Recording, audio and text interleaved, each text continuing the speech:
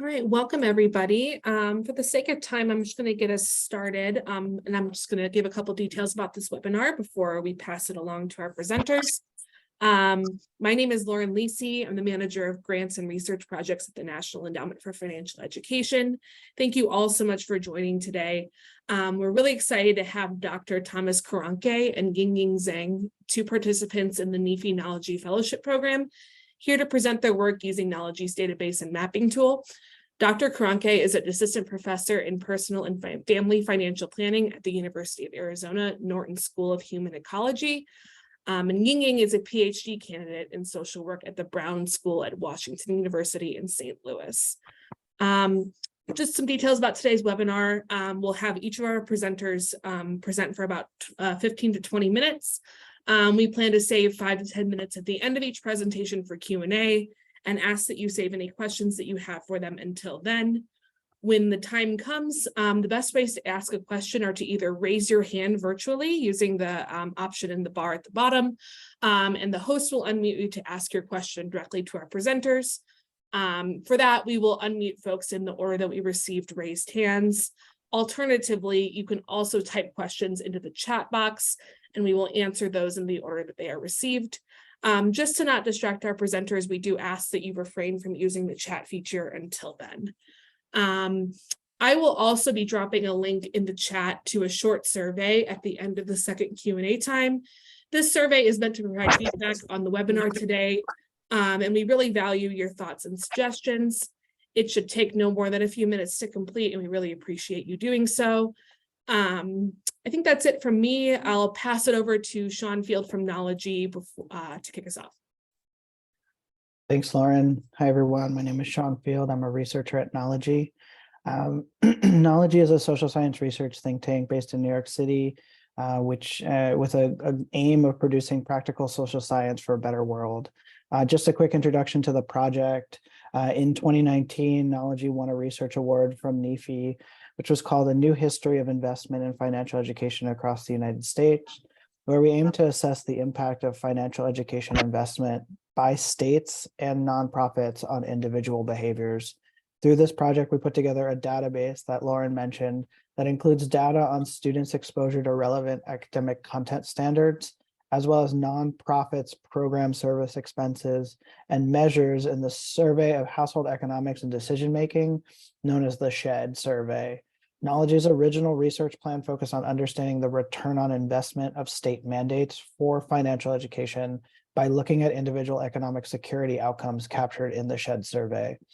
The database was then put to use by 6 fellows in 2022, each of whom have taken a different approach to understanding the impacts of mandates, frameworks, and public and private investment on financial decision-making. You'll hear from 2 of those fellows today.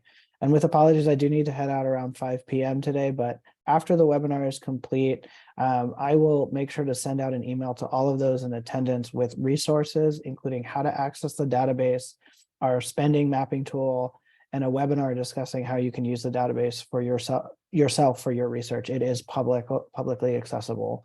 So thanks all, and I'll kick it over to Yingying. Sure. Thank you, Lauren, for the introduction, and thank you, Sean. Hi, everyone. Thank you for attending the webinar. And my name is Yingying Zeng. I am currently a PhD candidate in social work at Washington University in St. Louis. I will be joining the University of Georgia this fall as assistant professor. And I really appreciate the opportunity that provided by NEFE to explore the state financial education spending data with the support by Knology. So my topic for today is financial education, gender, and use of alternative financial services among U.S. young adults, a multi-level modeling approach. I'm now developing this study into a manuscript for journal publication, and I also invited Dr. Lu Fang, another fellow in my cohort, to join me to work on this project together. Okay, so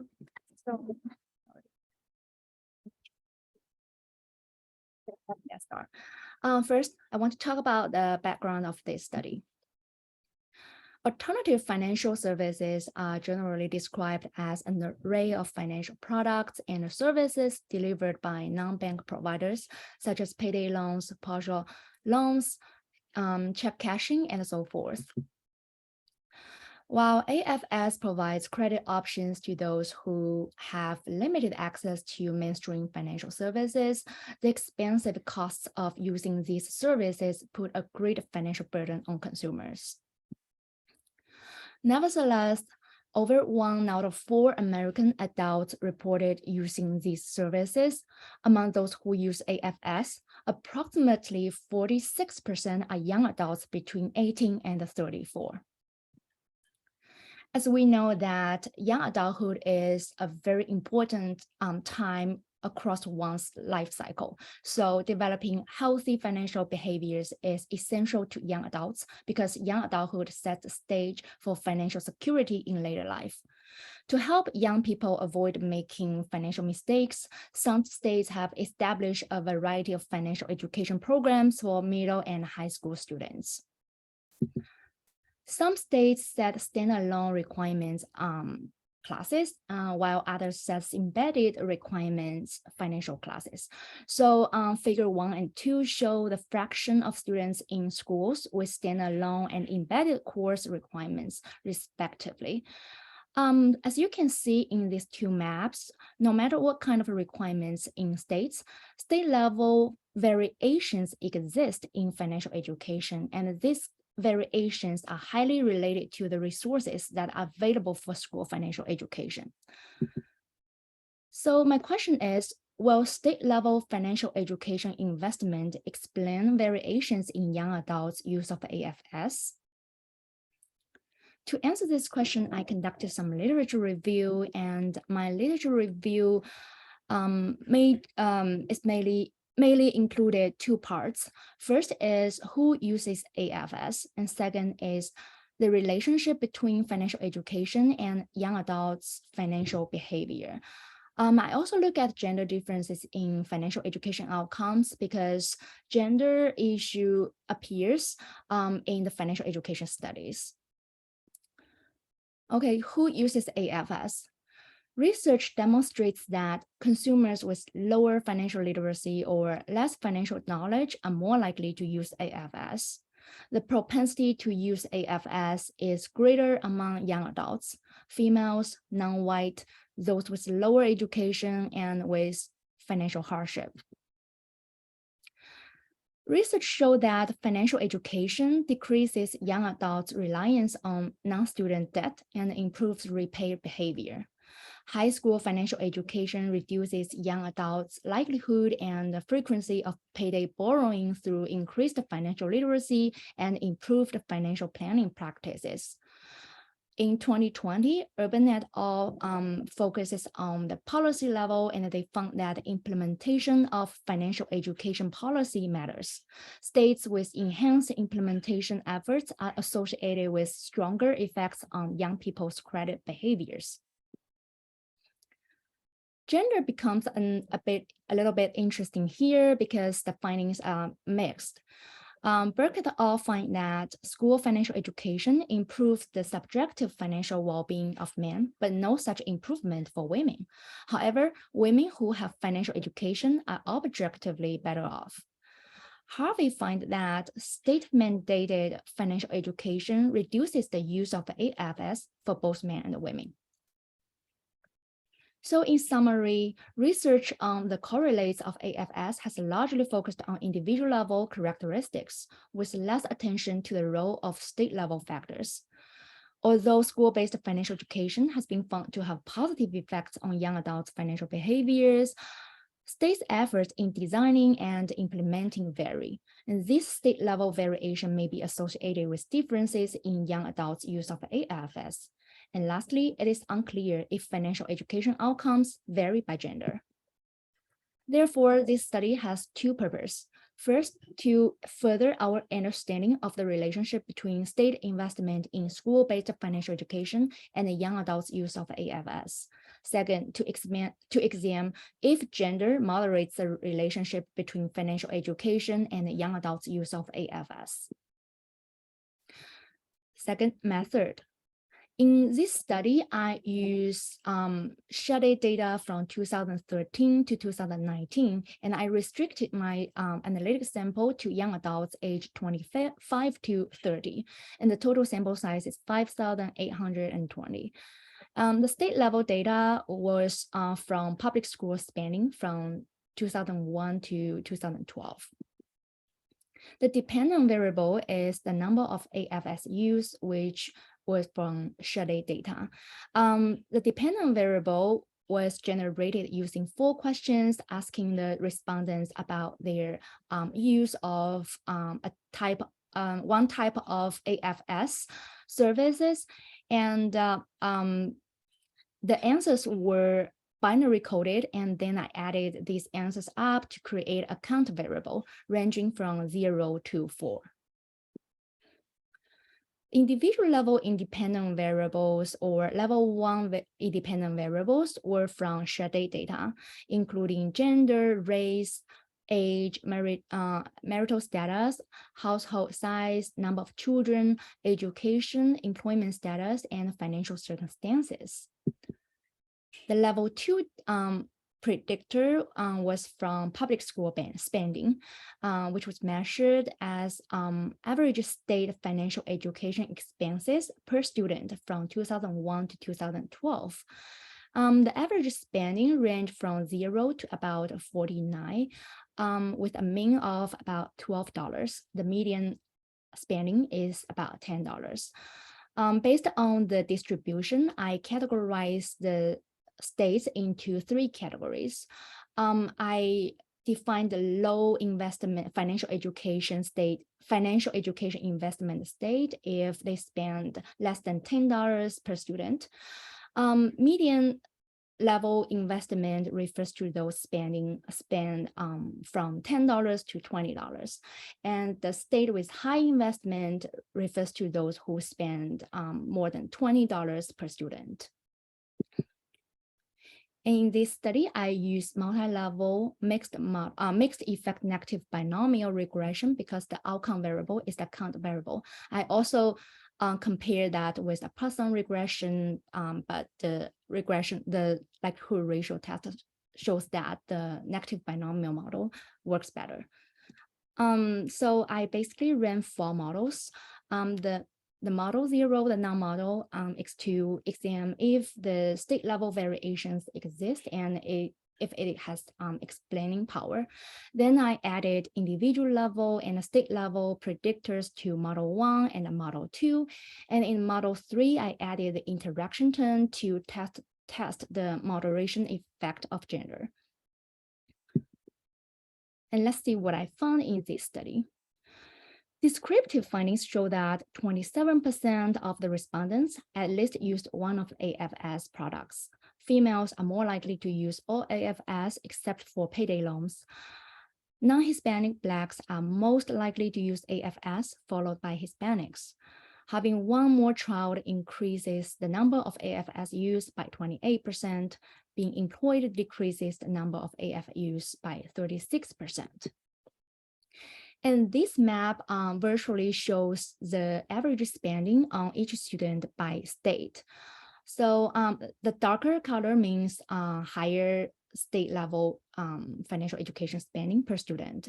So you can see that in this map, state level variations exist, and some states like Colorado, Wisconsin, and Utah, they spend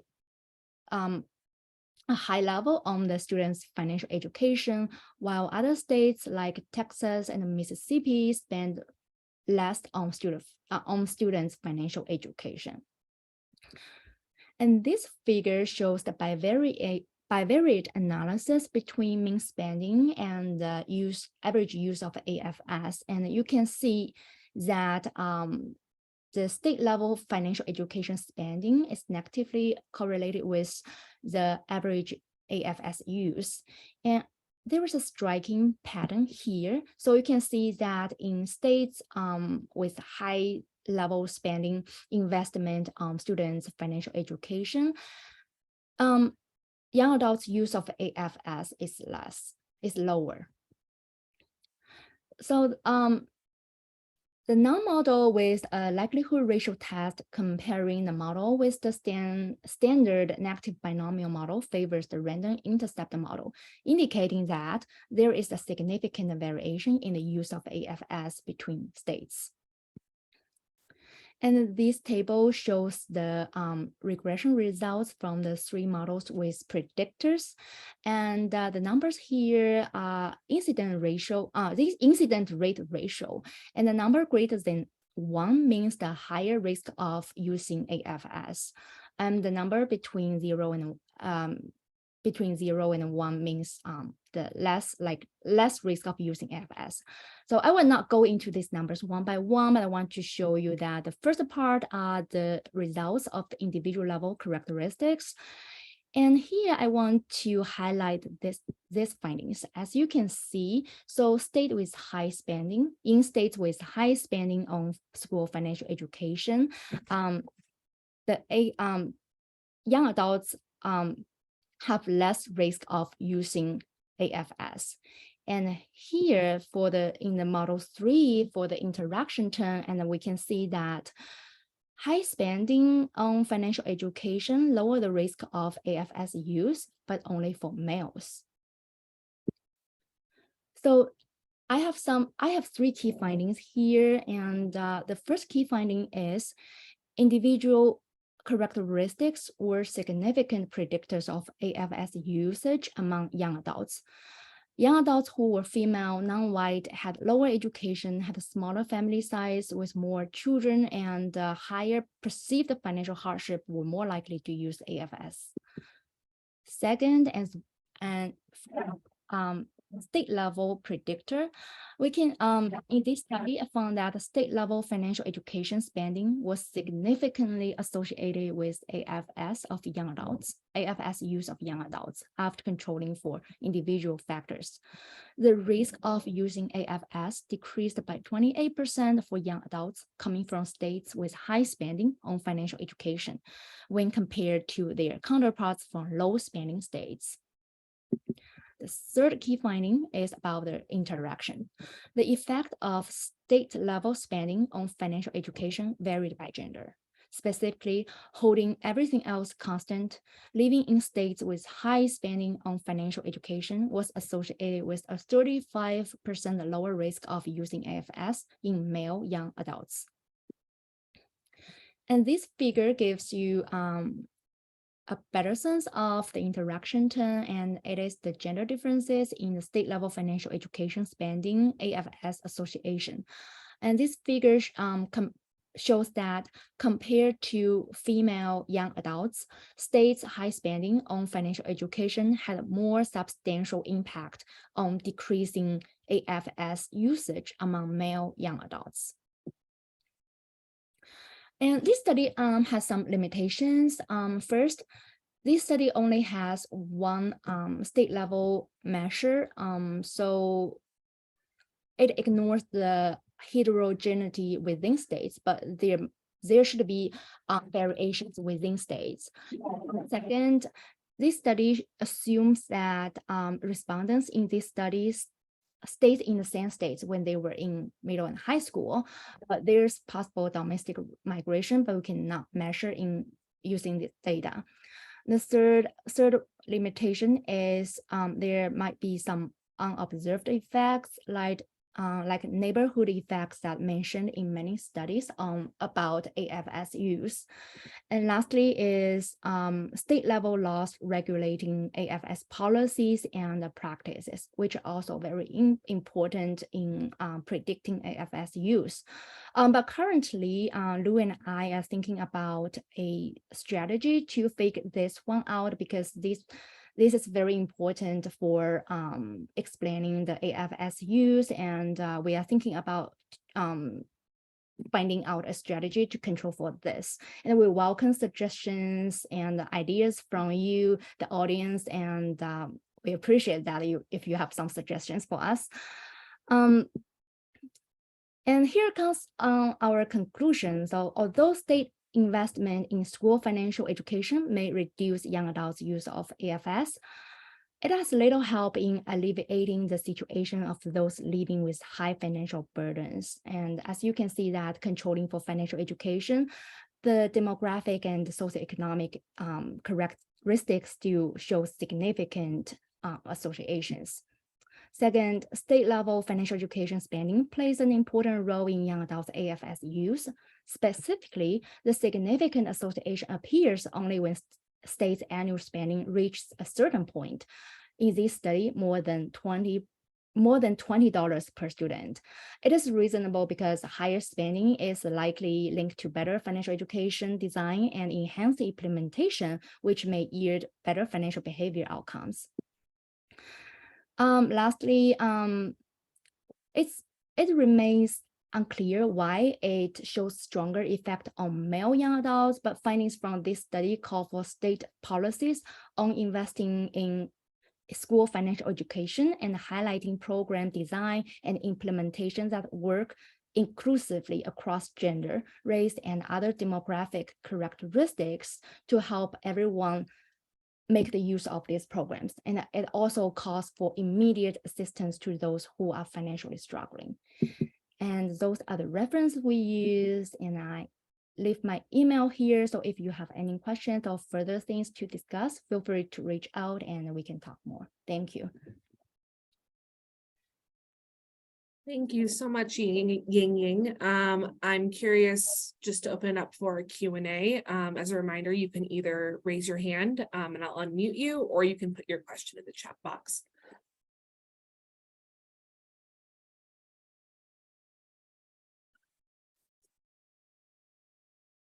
I saw Jeffrey. Yep. Hi, Jeffrey. Hi. Great work, Yingying. This is really interesting. You know, as I think about some of the difference between gender and the findings there, you know, one idea is if these are women and they also have children that are a part of the picture, then their ability to go to a bank may be significantly hindered by bank hours or, you know, kind of where the bank may be, especially if there is not one located in their particular area, neighborhood. And so there, you know, that's an additional logistical hurdle that they would need to address, that if the male does not have the children in tow, then, you know, that would be easier for him to be able to use a bank or credit union rather than having to just, you know, go wherever was closest. Yeah, that's a good point. So yeah, maybe you can also control for that or add that to the discussion point, because I think that's a good explanation for the differences. Yeah. Yeah, I was looking to see if there was, I don't think zip code is available, but that would be an important controlling piece. Yeah. That's also, that's why I said one of the limitation is Right. the unobserved, like neighborhood effect. That's very important in the AFS studies. Absolutely. Yeah. Otherwise, great work. Thank you. Thank you. Thanks, Jeffrey. Any other questions? Either raising your hand or putting in the chat box.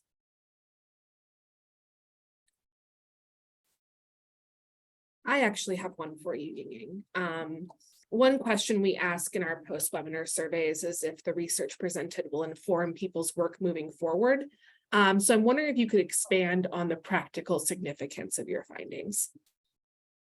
Yeah, I think one of the significant findings is about the exact amount of money we spend on school financial education rather than the binary variable, like if the states have the mandated policy or if the school has the financial education programs, because sometimes binary answers does not show any significance, but once they reach a certain amount of money, that may make some differences, and that's one of the things. And another point I want to discuss is the accessibility and of the programs. Some studies show that the school financial education programs may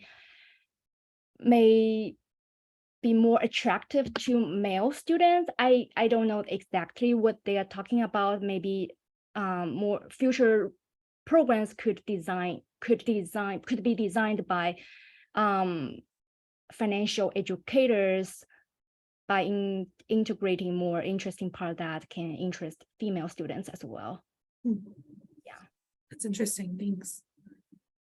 I'm also curious about any other additional research questions that you'd be interested in researching next. For the next, I think by the end of our fellowship program, I wrote one of the thing is we in this data set we have the time. So the state has the mandated financial education policy. So we can think about using a survival analysis to see by which time the states implemented that policy, if the timing matters for the individual financial behavior outcomes. And I'm thinking about that, but it's complicated, and I still need some time to think about the detail. Yeah, I think the timing is also interesting topic to explore. Interesting, thank you. Any other questions for Yingying before we pass it along to Thomas? I saw Jeffrey has a comment. Build as investing, then I think that's.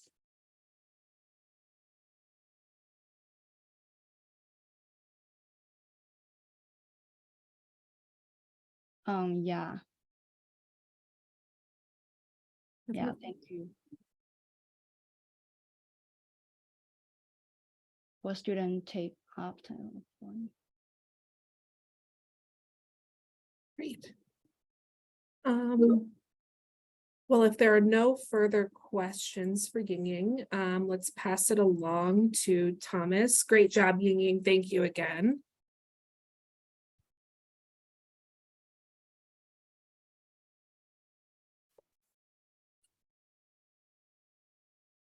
All right, thank you, Lauren. Please can you see my screen? All right, hi everyone, my name is Thomas, and thank you so much for taking part in our presentation. My research looks at the relationship between student loan debt and emergency savings, considering the role or the mediation role of financial knowledge. We all know that emergency savings is very important in times of financial emergencies. To make things easier for us, let's even put aside illness and all those things. The recent COVID-19 pandemic has taught us about the need for having emergency fund. And usually financial planners or counselors recommend that married households have 3 months of financial of savings in emergency funds that could help them pay for expenses when the unexpected arises. For those who are single, normally recommend about 6 months of having emergency funds that could take off the expenses when what is not expected happens. So having emergency fund is very important. If households do not have this, life could be difficult for them when the unexpected arises.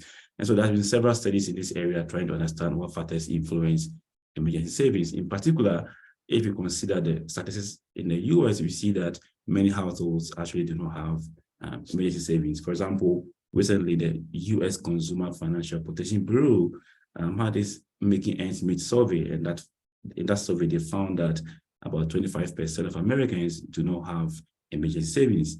Even for those who have emergency savings, they find that 49% of them have emergency funds that could not last for even just a month. The FINRA Foundation also had a similar study, and they found that about 47% of Americans said that their emergency funds could not last for 3 months. So there's been several attempts to understand why this is happening.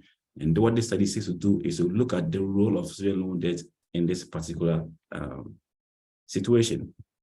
And so this study answers two main research questions. And the first one is that how does borrowing for college education relate to emergency saving decisions? And the second one is how does financial knowledge mediate the relationship between student debt and emergency saving decisions? At this point, permit me to say thank you to NEFE for the fellowship support. Permit me also to say thank you to the team from Knology and NEFE, for example, Jill, Sarah, Lauren, Johnny, Joseph, and Sean. Thanks for your support, and to my fellow team members, I want to say thank you for your support in making this project a better one. All right, now let's continue. I realized I missed that point. So to help me answer those two questions, I used data from two ways of the US Survey of Household Economics and Decision Making. As some of you may know, this data set collects data, or it's administered once a year, and so it's an annual data set.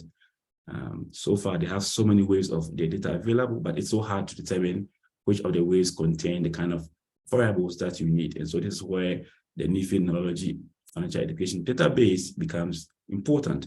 The mapping tool in that database made it easier for me to look at all the ways and consider the ways which contain the variables of interest. And so using that database, I was able to determine that the two waves, 2018 and 2019 waves, are those that are adequate for me to carry out with this particular study.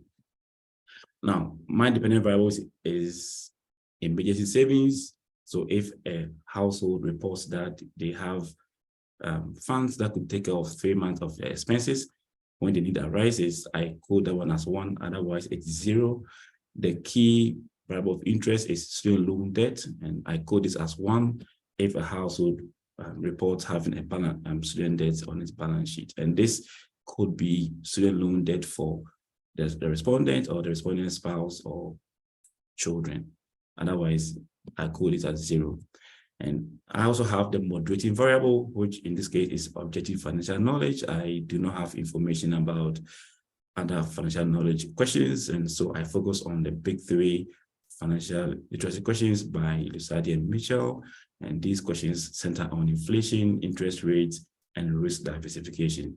What I seek to do here is to sum the correct responses, allowing me to measure financial knowledge as a continuous variable.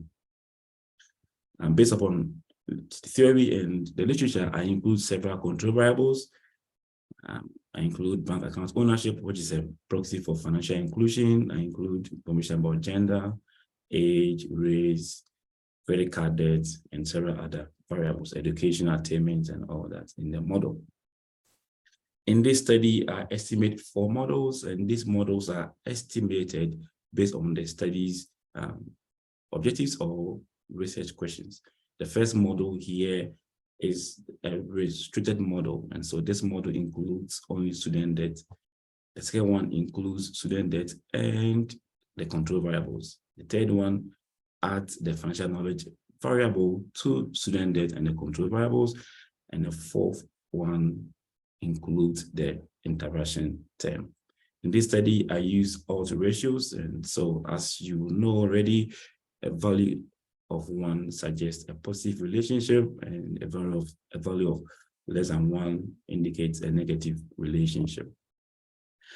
In this study, I move beyond mere correlational analysis to account for self-selection bias, and so I have more interest in trying to establish causal relationship, and I do know that we have different views in this regard, but one thing for sure is that when it comes to student loan usage, that's been found that its uptake or its use is not random. So there's been differences regarding race, ethnicity, gender, financial knowledge, and even from my current research about people's personality traits. And all these could determine whether somebody uses a student debt or not. And so to help overcome this self-selection bias, I use 2 models. I use the propensity score matching analysis, and I also use causing exact matching techniques as treatment effect models to help me remove the self-selection bias and to obtain results that could be described as causal. Now, all that these two models seek to do is to ensure that we have similar observations for comparison purposes. Here are the descriptive statistics, and so here this is the summary stats for the raw sample. So this one, I didn't apply any matching technique to it. So what we do see here is that about 54% of the respondents said that they have set aside some money that could last them for at least 3 months when their need arises. For those with student debt, about 20% say they have student loan debt. Now, if you look at those with emergency savings and those without emergency savings, you do observe that households with emergency savings are less likely to hold student debt, right? So among those with emergency savings, about 40% have student debt, and among those without emergency savings, about 29% of them have student debt. If you look at financial knowledge, you see that the average score is about 1.87. But for those with emergency funds, the average score is 2, and this is higher than those without emergency funds, with an average score of 1.5. Here is the descriptors for the match sample, and the key thing about the match sample is that we didn't want to see any differences based on these covariates, right? And so the key thing here is the percent bias. The percent bias is useful for what they call covariant balance. A value below 10 suggests that the data could be described as, the data collection process could be described as random. In other words, self-selection bias is absent. And so we see that for these select variables, and of course for the other ones which I have not shown here, all the percent bias are below 10. That means that the element of self-selection bias is absent. And so now we have similar observations for the analysis. I also include a bit about the overlap test. The overlap test is very important in ensuring that the treatment effect model is successful. And so here we have the treated and the untreated.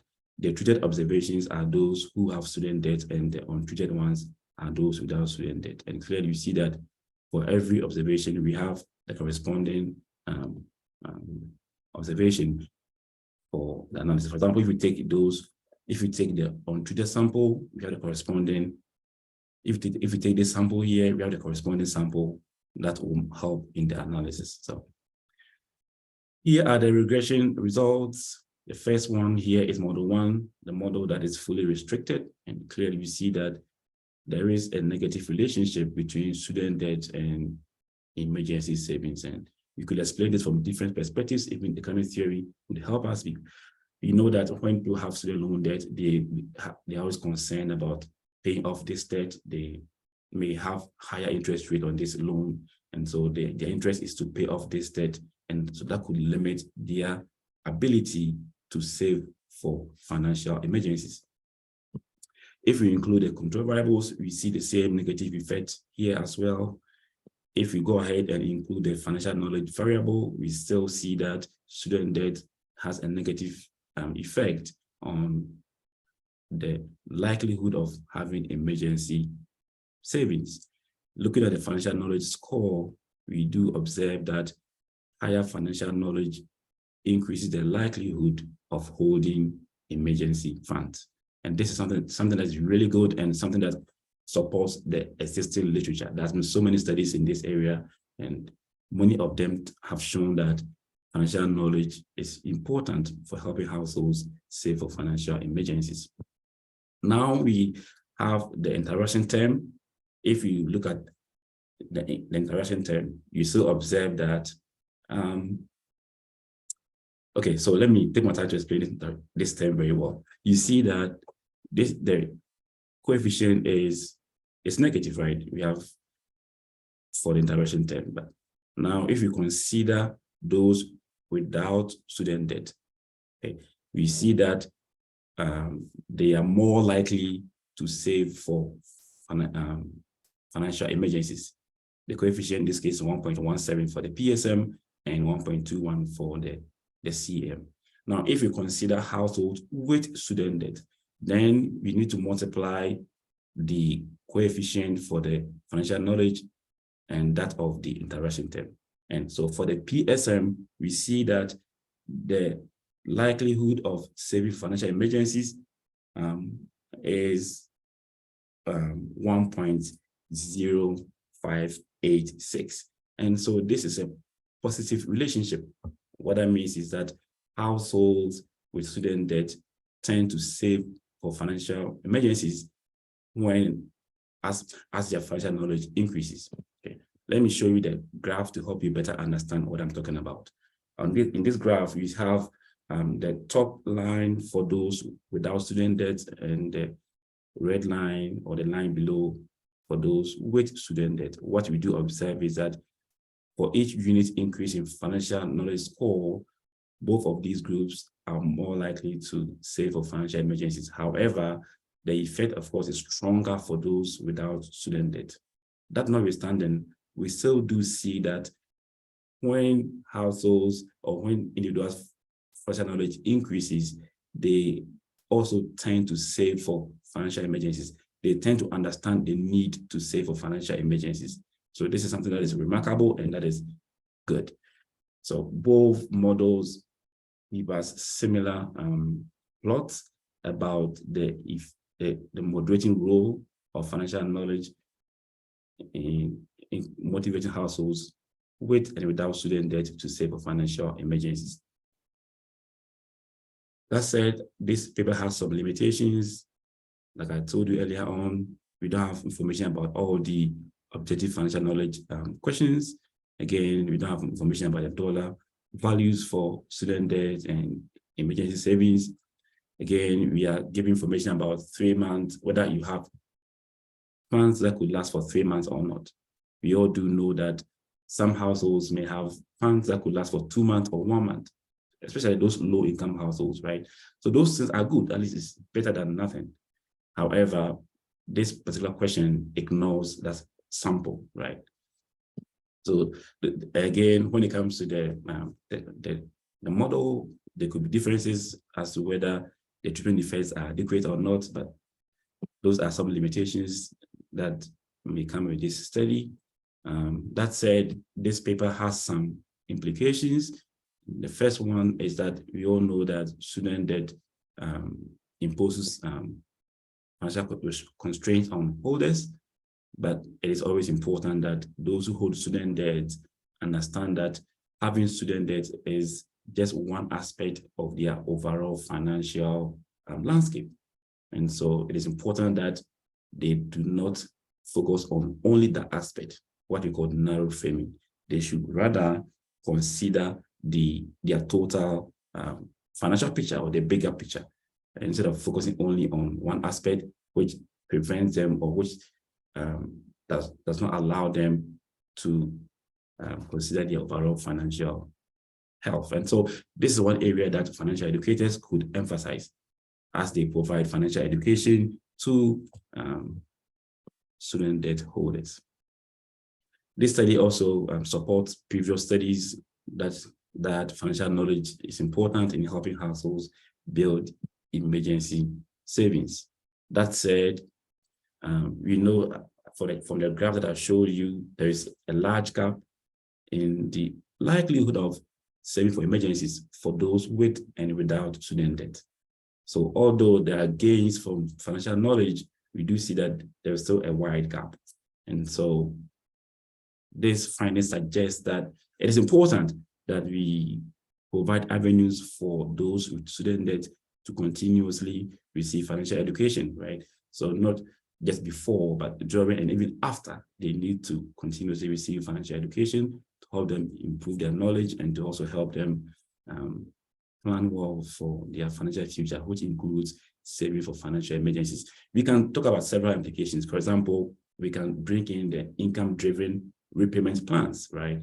The good thing about this income-driven repayment plan is that it helps households to pay part of their student debt based on what they can afford, and that this could also help them to take off their other financial lives instead of simply focusing on paying off their student debts and neglecting the other part of their financial lives. I do know that private student loans do not offer income-driven repayment plans, but this is something that could be looked at in the future, helping student debt holders manage their lives, both in the short term and in the long term.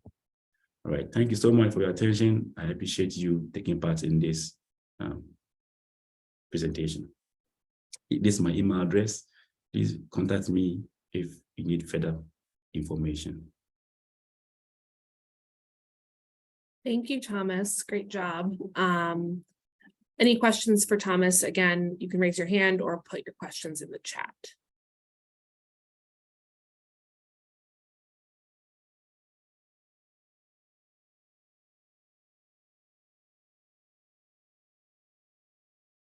To kick us off, I guess I would ask, what excites you most about the results of your research? Yeah, so I have used, I used the loan there to help me pay for my college education, which of course I'm grateful for, but I spent just few years to pay them off.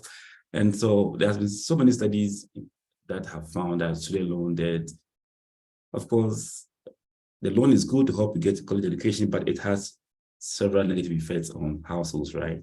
And I was happy to see that with financial knowledge, there is hope.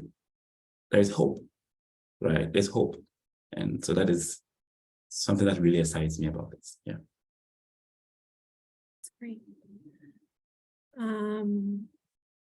Looks like there's a question from Jeffrey. He asked, do I remember that you mentioned the size of the debt wasn't available? If you can parse out levels of student debt, that may show significant differences between those who have to pay student loans as a small bill and those who are truly burdened by it. That's true. Yeah.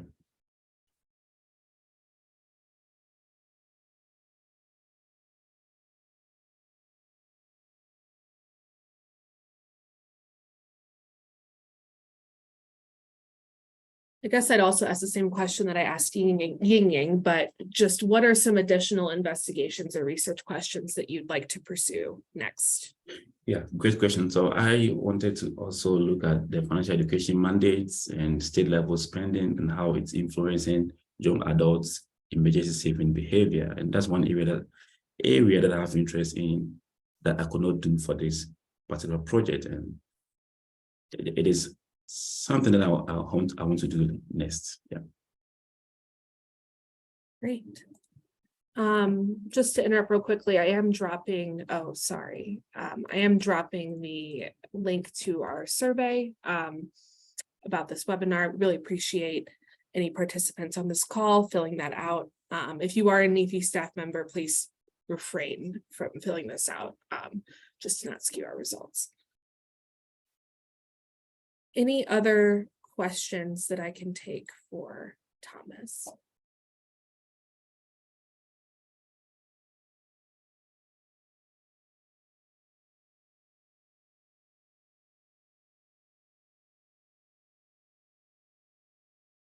If not, it looks like there's some people dropping off, so I think we'll go ahead and wrap it up for today. Thank you so much, Solomon. And thank you to our presenters. It's been great to work with you all. And yeah, great presentations today. Thank you so much. Thank you. Bye, everybody. Bye.